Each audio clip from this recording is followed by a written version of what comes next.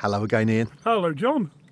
We're enjoying the sunshine here, aren't we? Oh, it's a lovely. beautiful day down here in Minster Marshes. Absolutely fantastic. And this all could be lost, couldn't it? It could, yeah. It's a real tragedy. I mean, this is an area of outstanding beauty, and it's also an absolutely rich area for ecology, for animals and plants that are rare species.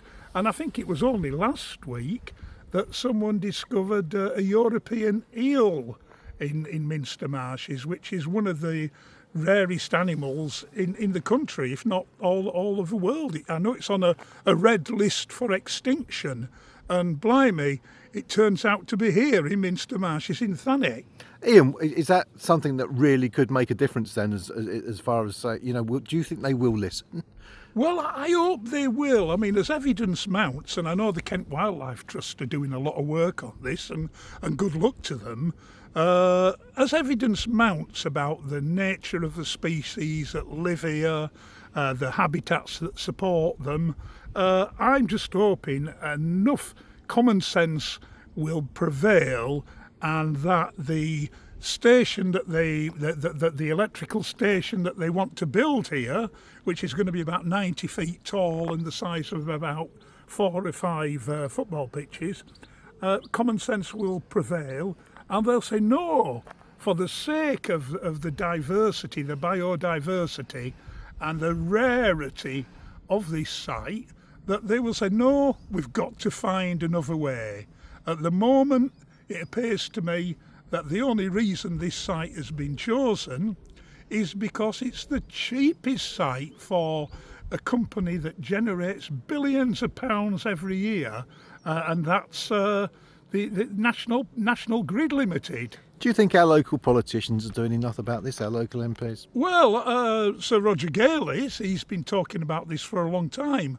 The Labour Party isn't. Polly Billington is all in favour of loosening planning regulations in order that organisations like National Trust can build where they want. And in actual fact, Polly Billington, in her previous job, was funded, or her organisation, UK 100, was funded by National Grid. So she's got a vested interest which is never declared. I've blogged about it and I'll blog about it again. So when she says, let's look for another way, does she really mean it? She doesn't, because she's had money, or her organisation, which she owns or owned until recently, has had money from National Grid. Absolutely, Ian. The people of Thanet's villages, and indeed Thanet as a whole, need to be listened to. We need to be listened to, and this is what this campaign's all about.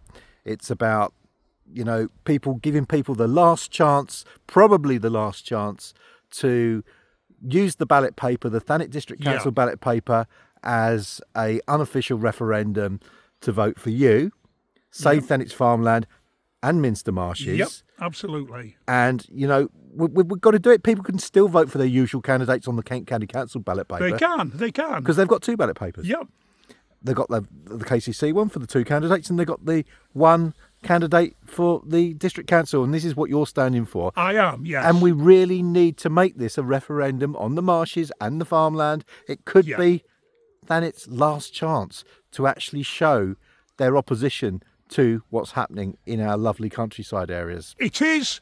It absolutely is a last chance, and I'm saying to voters, grab it with both hands and take it to save your farmland and to save this absolutely wonderful place at Minster Marshes, which is not just good for people to walk and enjoy, actually is a home for so many wonderful species of plants, animal and birds, and including animals that are on the red list of species that are likely to be extinct.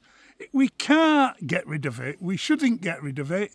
And we should fight as much as we can to get National Grid to change their mind.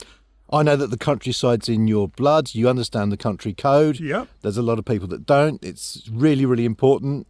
And you're someone that's, going to support the parish councils. Yep. They're very, very important. the community, the countryside community, isn't understood by this government. I don't think. I don't. I mean, just look what they're doing to the farmers. They really do not understand the countryside, do they? You're absolutely right, and the tax, or the inheritance tax on farmers, was, in my opinion, an absolute disaster. And I think the traditional parties in this country have for far too long misunderstood the countryside and the need to protect and conserve it, and to listen to the people who live there. And these are two examples in Thanet, the farmland and the marshes, where we need to take account of those of the feelings of people living in the countryside, and where we, in my opinion, we certainly need to change planning laws in order to make it absolutely tough and impossible in some cases for huge things to be built on our farmland or on our nature sites like this. It just can't carry on. We only have one planet and we've got to get it right. So there we have it. Ian Driver down at Minster Marshes, Thanet independent candidate, Save Thanet's Farmland and Minster Marshes. Please vote for Ian Driver on Thursday, the 1st of May 2025. This could be your last chance as a Thanet resident to help save our farmland and Minster Marshes. Thank you.